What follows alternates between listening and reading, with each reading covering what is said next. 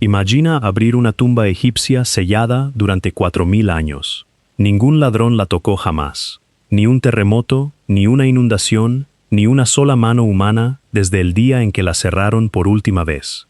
Dentro, encuentras 2 cuerpos momificados, colocados uno junto al otro con el mismo cuidado, la misma riqueza, el mismo amor. Los jeroglíficos son claros. Son hermanos, hijos de la misma madre. Durante 100 años, el mundo entero los llamó así, los 2 hermanos. Pero en 1908, un grupo de científicos abrió esos cuerpos frente a 500 personas en un anfiteatro universitario, y lo que encontraron no tenía ningún sentido. Los esqueletos no se parecían en nada. Uno tenía rasgos propios del norte del Mediterráneo, el otro, rasgos completamente distintos, típicos de poblaciones mucho más al sur de África. 2 hombres enterrados como hermanos, con huesos que gritaban que probablemente no lo eran. Ese enigma quedó sin resolver durante 80 años. Nadie tenía la tecnología para responderlo. Hasta que, más de un siglo después de que se abriera esa tumba, un diente diminuto, guardado dentro de la boca de uno de esos hombres, terminó revelando una verdad que ni los propios arqueólogos de 1908 habrían podido imaginar. Una verdad que estaba escrita en la tumba desde el primer día y que absolutamente nadie supo leer correctamente durante 100 años. Quédate hasta el final, porque este caso es una de las historias de detectives científicos más increíbles que ha dado la arqueología moderna, y el giro final te va a sorprender. El obrero que encontró lo que nadie buscaba. La historia comienza en enero de 1907, en un cementerio egipcio llamado Deir Rife, a cientos de kilómetros al sur de El Cairo. No era un lugar especialmente célebre. No estaba en las rutas turísticas más transitadas junto al Nilo, y otros arqueólogos ya habían revisado parte del terreno años antes sin encontrar nada extraordinario. Precisamente por eso, nadie había prestado demasiada atención a esa zona. Era un sitio tranquilo, casi olvidado, comparado con las grandes necrópolis que atraían a los cazadores de tesoros de la época.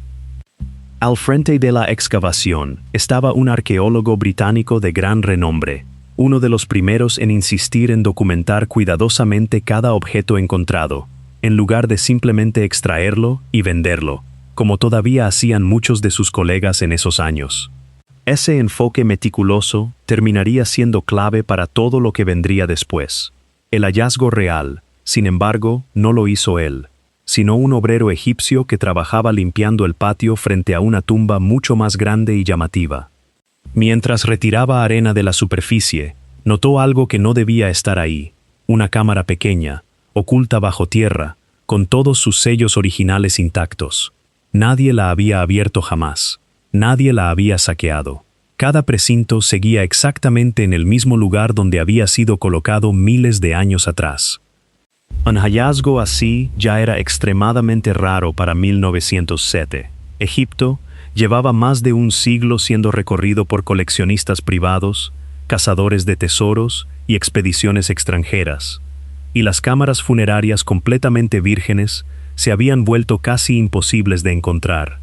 El arqueólogo a cargo entendió de inmediato que aquello no podía terminar disperso entre distintas colecciones privadas, como había sucedido con tantos otros descubrimientos egipcios. Escribió entonces a un museo británico, describiendo exactamente lo que su equipo había encontrado, y preguntando si estarían dispuestos a conservar el conjunto completo, sin separar una sola pieza. Esa carta puso en marcha una cadena de acontecimientos que, sin que nadie lo supiera todavía, terminaría convirtiendo un patio egipcio cualquiera en el escenario de una de las historias de momias más famosas de la arqueología británica. Lo que había dentro de la cámara sellada. Cuando finalmente se abrió la cámara, reveló 2 enterramientos completos, colocados uno junto al otro, en un espacio diseñado claramente para 2 personas. Cada uno incluía un ataúd exterior de madera y un ataúd interior con forma humana, ambos cubiertos de pinturas detalladas y vívidas, que apenas se habían desgastado a pesar de los miles de años bajo tierra. Dentro de esos ataúdes descansaban los cuerpos momificados de 2 hombres adultos. Junto a ellos, la cámara contenía 2 pequeñas barcas funerarias de madera con figuras talladas de tripulantes, un cofre pintado que guardaba un juego completo de 4 vasos canopos destinados a conservar los órganos internos de los difuntos, 5 estatuillas talladas que representaban a ambos hombres, y varios recipientes de cerámica. Todo estaba fabricado con un nivel de artesanía que dejó claro, desde el primer momento, que no se trataba de enterramientos comunes. Las barcas funerarias merecen una mención especial. Los antiguos egipcios de esta época creían que los muertos todavía necesitaban desplazarse, tanto para cruzar el Nilo como para viajar por el más allá. Contar con 2 ejemplos completos y sin daños en una misma tumba les dio a los investigadores una visión excepcionalmente clara de cómo se organizaba realmente este tipo de equipamiento funerario, en lugar de tener que reconstruirlo a partir de fragmentos dispersos hallados en tumbas ya saqueadas. Los vasos canopos resultaron igual de reveladores. Durante el proceso de momificación, los embalsamadores egipcios retiraban ciertos órganos internos y los conservaban por separado, convencidos de que el cuerpo necesitaría tenerlos disponibles en la otra vida. Tener un juego completo y sellado dentro de su cofre original les dio a los investigadores un material que, con el tiempo, podrían analizar directamente. Un material que terminaría guardando secretos que nadie en 1907 tenía forma alguna de detectar. La tumba se ubicó cronológicamente en la 12ª dinastía egipcia, dentro del periodo conocido como el Reino Medio, con una fecha aproximada cercana al año 1800 antes de nuestra era. Eso la sitúa en una de las épocas más estables y prósperas del antiguo Egipto, mucho antes de los faraones más famosos que la mayoría de la gente imagina al pensar en esta civilización. El museo aceptó quedarse con el conjunto completo casi de inmediato, y a finales de 1907, todo el contenido de esa habitación sellada, ataúdes, momias, estatuillas y vasos, ya había cruzado el mar rumbo a Inglaterra, donde pasaría el siguiente siglo siendo examinado, discutido y finalmente sometido a tecnologías que nadie en aquella época podría haber imaginado. Pero antes de llegar a eso, el personal del museo necesitaba resolver algo mucho más básico: descubrir quiénes eran realmente estos 2 hombres. 2 nombres, una madre, una conclusión equivocada. Las inscripciones jeroglíficas grabadas en los ataúdes revelaron rápidamente los nombres de ambos hombres. Not a few strays, entire sounders, 30, 40 animals at a time, gone from counties where they had dominated for decades. Que un padre apareciera identificado solo por su cargo, sin nombre personal, no era inusual para la época. Era habitual entre funcionarios cuya identidad ya resultaba perfectamente conocida dentro de su propia comunidad, sin necesidad de repetirla en cada objeto funerario. Pero esto significa que, incluso hoy, después de todo lo que se ha estudiado sobre esta tumba, los investigadores modernos siguen sin conocer el nombre real del padre de ninguno de los 2 hombres. Ese detalle es justamente el que les dio a estos 2 hombres su apodo, que terminaría acompañándolos durante más de un siglo. Como ambos ataúdes mencionaban a una madre con nombre idéntico, y como estaban enterrados juntos con un ajuar funerario igualmente rico y refinado, los primeros investigadores asumieron lo más obvio: tenían que ser hermanos completos, hijos del mismo padre y de la misma madre, descansando juntos como un último hogar familiar. La riqueza de todo lo hallado dentro de la tumba respaldaba la idea de que se trataba de hombres importantes. Sus ataúdes, sus estatuillas y su equipamiento funerario completo apuntaban a una posición social alta, del tipo reservado para personas vinculadas al poder político real de su región. Durante más de 100 años, la pareja fue conocida simplemente como los 2 hermanos, y ese nombre quedó tan arraigado que, incluso hoy, después de todo lo que se descubriría después, casi nadie los llama de otra forma. Esa historia parecía completamente resuelta en 1907. No lo estuvo por mucho tiempo, porque en el momento en que los investigadores finalmente abrieron los vendajes y examinaron los cuerpos, la historia se partió en un misterio que nadie esperaba. El desenvolvimiento público que cambió todo. El 6 de mayo de 1908, uno de los 2 cuerpos fue formalmente desenvuelto y examinado dentro de un anfiteatro de química universitario. La examinación estuvo dirigida por una investigadora que tiene el honor de ser reconocida como la primera egiptóloga profesional del Reino Unido, acompañada por un pequeño equipo multidisciplinario de especialistas. Esto no fue un procedimiento privado y discreto. Un público invitado de alrededor de 500 personas presenció en vivo cómo se desenvolvía el cuerpo, dentro de la misma sala de conferencias. En su momento, este tipo de autopsia científica pública sobre un cuerpo antiguo era prácticamente inédito, y los historiadores que estudian aquel evento hoy lo describen como un hito genuinamente importante en el desarrollo de la paleopatología, el estudio científico de enfermedades y lesiones antiguas a través de restos humanos. El interés público fue tan grande que la noticia llegó a los periódicos locales apenas 2 días después, con fotografías incluidas. El equipo trabajó con cuidado a través de las capas de vendaje de lino, examinando el esqueleto, el cráneo y los restos de tejido blando que habían sobrevivido al proceso de momificación. Lo que encontraron no coincidía en absoluto con lo que las inscripciones habían hecho esperar a todos. Y ese desajuste resultó lo suficientemente significativo como para cambiar la forma en que se hablaría de esta tumba durante los siguientes 100 años. Los cuerpos que no encajaban. El equipo de investigación concluyó que las formas óseas de ambos hombres eran lo bastante diferentes entre sí como para sugerir que probablemente no existía ningún parentesco real entre ellos. No fue una observación sutil ni menor. Investigadores posteriores, al examinar los cráneos en detalle, describieron que uno de los hombres mostraba rasgos más típicos de poblaciones del norte del Mediterráneo, mientras que el otro presentaba rasgos claramente asociados a poblaciones africanas mucho más al sur. El análisis craneofacial de este tipo se basa en medir cosas como la forma del cráneo, la estructura de la mandíbula y las proporciones faciales, y con las herramientas disponibles en aquella época, esas mediciones apuntaban firmemente en contra de un vínculo sanguíneo compartido. Durante casi 8 décadas, este desajuste esquelético se convirtió en la explicación aceptada entre muchos egiptólogos, apoyándose precisamente en el hecho de que las inscripciones solo describían a los hombres a través de su madre, y nunca a través de un padre compartido. Algunos investigadores propusieron que uno de los dos había sido adoptado dentro de la familia, lo que explicaría por qué compartían el nombre de una madre por escrito, pero se veían tan físicamente distintos en la práctica. Esta teoría de la adopción circuló en textos académicos sobre la tumba durante gran parte del siglo XX, tratada como la mejor explicación disponible frente a la evidencia física documentada, aunque nadie podía comprobarla realmente sin una forma de testear de manera directa la relación biológica entre ambos hombres.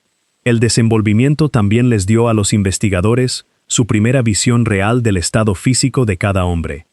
Análisis dentales posteriores ayudarían a determinar que uno de ellos murió primero, alrededor de los 40 años, mientras que el otro vivió aproximadamente 20 años más, falleciendo cerca de los 60, según inscripciones halladas en sus propios vendajes, que registraban sus fechas de muerte con apenas unos meses de diferencia entre sí.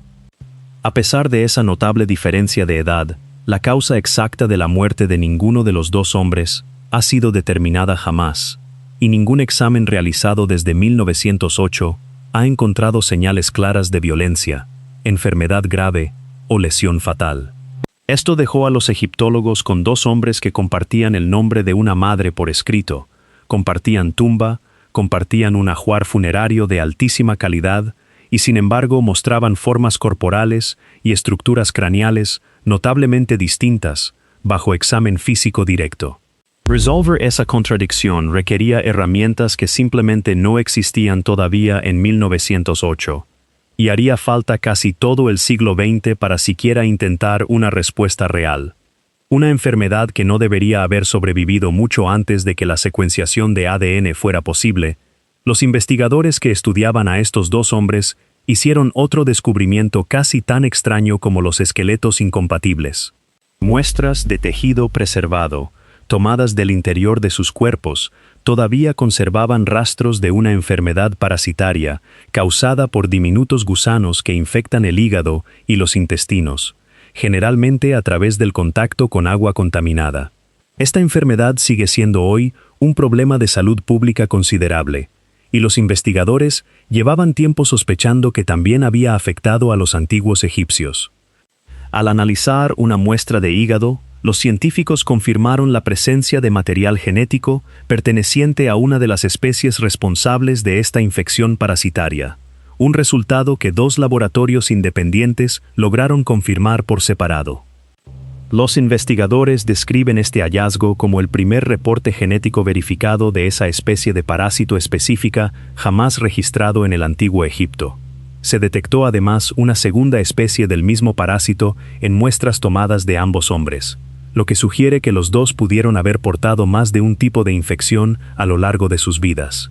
El simple hecho de que algún fragmento de ADN parasitario haya sobrevivido dentro de un tejido momificado durante casi 3.900 años ya representa por sí solo un nivel de preservación notable.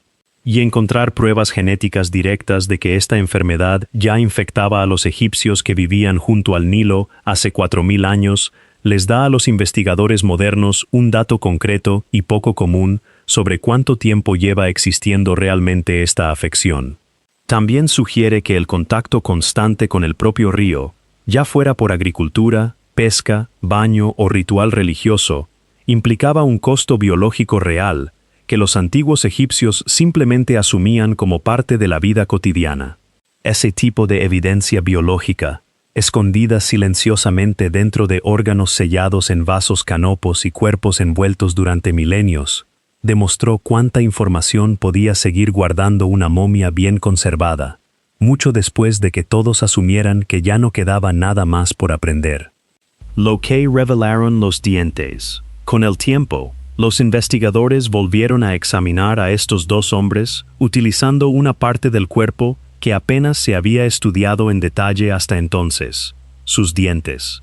Como la mayoría de los antiguos egipcios, ambos mostraban un desgaste dental considerable, producto de una dieta cargada de pan áspero y granuloso, probablemente empeorado por diminutas partículas de arena y piedra que terminaban mezcladas en la harina molida. Sin embargo, los investigadores encontraron muy poca evidencia de caries reales en ninguno de los 2, un patrón habitual en sociedades con dietas bajas en azúcares refinados. Uno de los hombres presentaba un detalle particularmente raro, un trastorno dental del desarrollo que involucraba la fusión de un incisivo y la geminación de otro. Los especialistas que estudiaron el caso lo describieron como probablemente el registro más antiguo documentado de esta irregularidad dental específica en todo el registro arqueológico conocido. Una condición genuinamente rara que no tenía absolutamente nada que ver con enfermedad o lesión, sino simplemente con la forma en que sus dientes se desarrollaron de manera distinta antes incluso de nacer. También se observó que el otro hombre había perdido un diente antes de morir, con pérdida de hueso alrededor del alvéolo, lo que sugiere que esa pérdida pudo deberse a algún tipo de traumatismo físico más que a un deterioro natural. Más allá de documentar patrones de desgaste y condiciones poco comunes, esos mismos dientes terminaron siendo la fuente física real de algo mucho más importante. En lo profundo de la estructura dental, protegidos por el esmalte y la dentina durante siglos de descomposición a su alrededor, seguían existiendo diminutos fragmentos de material genético que habían sobrevivido muchísimo más tiempo del que la mayoría de los investigadores hubiera esperado encontrar algo utilizable. Los dientes resultan especialmente útiles para este tipo de trabajo porque sus capas exteriores actúan casi como una bóveda natural, protegiendo cualquier material genético del interior frente al tipo de deterioro bacteriano y ambiental que destruye el ADN en tejidos más blandos mucho más rápido.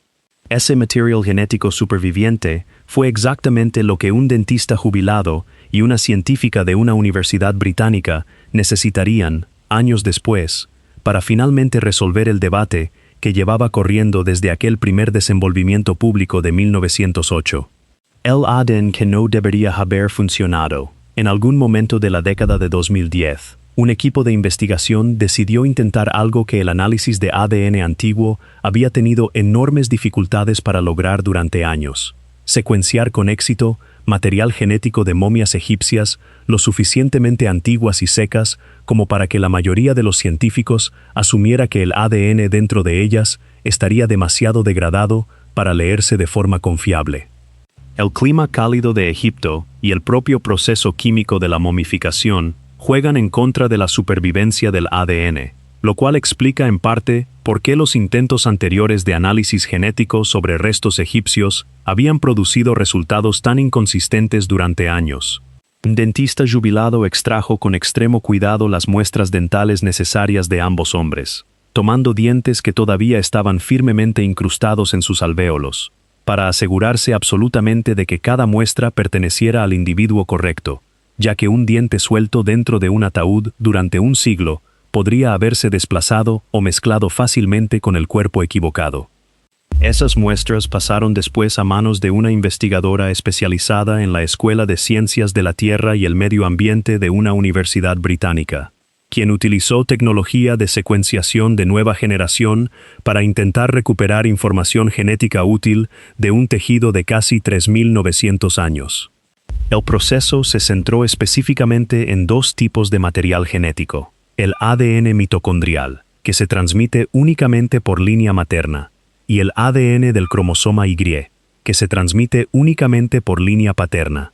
Los investigadores utilizaron una técnica de captura por hibridación para aislar estas fracciones específicas dentro del material genético mucho más amplio y degradado recuperado de los dientes, y después secuenciaron ese material aislado para leer el código genético oculto en su interior. Los resultados finalmente publicados les dieron a los investigadores la respuesta más clara que habían tenido nunca. Ambos hombres portaban exactamente el mismo haplotipo mitocondrial, un marcador genético que indicaba, casi con total certeza, que compartían la misma madre. Los resultados del cromosoma Y, aunque menos completos que los datos mitocondriales, mostraban una variación clara entre ambos hombres, señalando con fuerza que habían tenido padres distintos. Esa combinación les dio a estos dos hombres una relación genética que nadie había podido confirmar durante más de 100 años. Eran medio hermanos, compartían madre, pero no padre. Del estudio es reconocido como uno de los primeros intentos exitosos en cualquier parte del mundo de tipificar simultáneamente ADN mitocondrial y del cromosoma Ni en momias egipcias, y finalmente les dio a los científicos una explicación biológica real para un desajuste que había desconcertado a los investigadores desde aquel desenvolvimiento en el anfiteatro universitario de 1908. Un debate de 100 años finalmente resuelto. Los resultados del ADN terminaron explicando casi todo lo que había confundido a los investigadores durante generaciones. Las inscripciones en los ataúdes nunca habían afirmado realmente que ambos hombres compartieran padre. Solo nombraban a una madre para los dos, exactamente el patrón que la prueba de ADN terminaría confirmando como biológicamente exacto. Una egiptóloga especializada señaló, después de que se anunciaran los resultados, que este patrón encaja perfectamente con la tradición egipcia bien documentada, ya que muchos registros escritos del antiguo Egipto, incluidas las listas reales de faraones, identifican habitualmente a las personas a través del nombre de su madre en lugar del de su padre. Esa preferencia por rastrear el linaje por vía materna aparece en muchísimos tipos de registros egipcios, desde los primeros faraones hasta funcionarios comunes como estos dos hombres, lo que hace que las inscripciones de sus ataúdes parezcan menos una elección inusual y más una práctica estándar para la época. Visto desde esa perspectiva, los ataúdes habían estado diciendo la verdad desde el primer momento. Los investigadores de 1908 simplemente malinterpretaron lo que esa verdad realmente significaba, asumiendo que compartir madre implicaba automáticamente compartirlo todo. Un curador especializado en la colección egipcia del museo describió el momento en que llegaron los resultados como un hito genuinamente emocionante para la investigación de la institución sobre estos dos hombres, aunque reconoció que cualquier reconstrucción de cómo funcionaba realmente su vida familiar privada seguiría siendo, hasta cierto punto, especulativa, ya que el ADN puede confirmar una relación biológica sin explicar jamás la historia humana completa detrás de ella. Las diferencias esqueléticas y craneofaciales que habían convencido al equipo de 1908 de que estos hombres no podían estar emparentados, terminaron teniendo una explicación sencilla. Padres distintos producen de forma natural rasgos físicos distintos en cada hijo. Lo que durante 80 años pareció una prueba sólida contra cualquier vínculo familiar resultó ser, exactamente, el tipo de evidencia que uno esperaría encontrar entre dos medio hermanos con padres biológicos diferentes, una vez que la genética moderna finalmente les dio a los investigadores la manera correcta de interpretarla. Lo que todavía sigue sin respuesta. Incluso con la cuestión del ADN finalmente resuelta, mucho sobre estos dos hombres sigue siendo genuinamente desconocido. Nadie ha logrado determinar qué mató realmente a ninguno de los dos, a pesar de que sus fechas de muerte quedaron registradas en sus propios vendajes con apenas unos meses de diferencia entre sí. No hay trauma esquelético, no hay señales evidentes de una enfermedad lo suficientemente grave como para ser mortal, y ningún otro marcador claro ha señalado nunca a los investigadores hacia una causa específica para ninguna de las dos muertes, dejando esa pregunta tan abierta hoy como lo estaba en 1908. Tampoco se sabe por qué uno de ellos murió tan joven en comparación con su medio hermano mayor, aunque los investigadores señalan que su muerte parece haber llegado de forma algo inesperada, dada la diferencia de edad entre ambos. Y nadie ha identificado jamás al verdadero padre biológico de ninguno de los dos hombres, ya que las inscripciones egipcias de este tipo rara vez nombran directamente ese lado de la familia, dejando a estos dos hombres reales, efectivamente, sin padre en el registro escrito que ha sobrevivido hasta hoy. Lo que sí es cierto, y resulta extraordinario por sí solo, es esto: una cámara sellada, que permaneció completamente intacta durante aproximadamente 4000 años, guardaba a dos medio hermanos, cuyos propios ataúdes dijeron la verdad sobre su familia desde el primer día, esperando pacientemente a que la ciencia necesaria finalmente estuviera lista para leer esa verdad correctamente. Un siglo después, todavía enseñando algo nuevo. Más de 100 años después de que aquel obrero egipcio despejara la arena en ese patio, estos dos hombres siguen siendo dos de los antiguos egipcios no reales, más estudiados que existen. El Museo Británico que recibió el conjunto completo lo ha mantenido prácticamente intacto tal y como se pretendía originalmente, sin dispersar los ataúdes, los vasos ni las estatuillas entre distintas colecciones, como sí ocurrió con tantos otros hallazgos egipcios de aquella misma época. Cada nueva ola de tecnología aplicada a estos dos hombres ha logrado extraer información que nadie podría haber obtenido antes de que esa tecnología existiera. Técnicas de datación, estudios radiológicos, análisis de ADN parasitario, microscopía dental y, finalmente, secuenciación genética completa, todo aplicado sobre los mismos dos cuerpos a lo largo de las décadas. Cada avance añadió una capa genuinamente nueva a una historia que comenzó como un simple par de ataúdes pintados en un patio egipcio. Pocos enterramientos no reales del antiguo Egipto han sido examinados tantas veces, por tantas disciplinas científicas distintas, durante un periodo tan prolongado. Esa atención constante refleja algo más grande que dos momias interesantes, guardadas en la vitrina de un museo británico. Demuestra cómo un solo hallazgo completamente intacto, ocurrido hace más de un siglo, puede seguir generando respuestas científicas reales mucho después de que los excavadores originales ya no estén, simplemente porque cada nueva generación de investigadores regresa con mejores herramientas y mejores preguntas. En 1907, un hallazgo completamente accidental reveló una cámara funeraria intacta con dos hombres de alto estatus, enterrados juntos alrededor del año 1800 antes de nuestra era. Las inscripciones los presentaron como hijos de la misma madre, lo que llevó a todo el mundo, en su momento, a asumir que eran hermanos completos.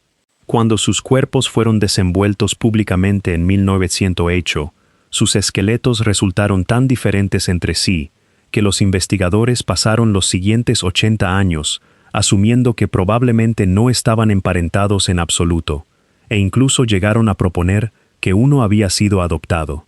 Esa suposición se sostuvo hasta que, más de un siglo después, el ADN extraído cuidadosamente de sus dientes reveló que ambos compartían un ADN mitocondrial idéntico, confirmando una madre en común, mientras mostraban marcadores de cromosoma Y claramente distintos, confirmando padres diferentes. Los dos hombres sí estaban emparentados después de todo, exactamente como sus ataúdes habían afirmado desde el principio. Solo que no de la manera simple que todos habían asumido inicialmente. Un desacuerdo científico centenario, construido sobre poco más que la forma de un cráneo y la estructura de unos huesos, finalmente quedó resuelto gracias a una tecnología genética que nadie en 1908 podría haber imaginado siquiera. La prueba definitiva de que incluso una tumba sellada durante 4000 años puede seguir guardando respuestas que necesitan otro siglo entero de ciencia para poder leerse correctamente.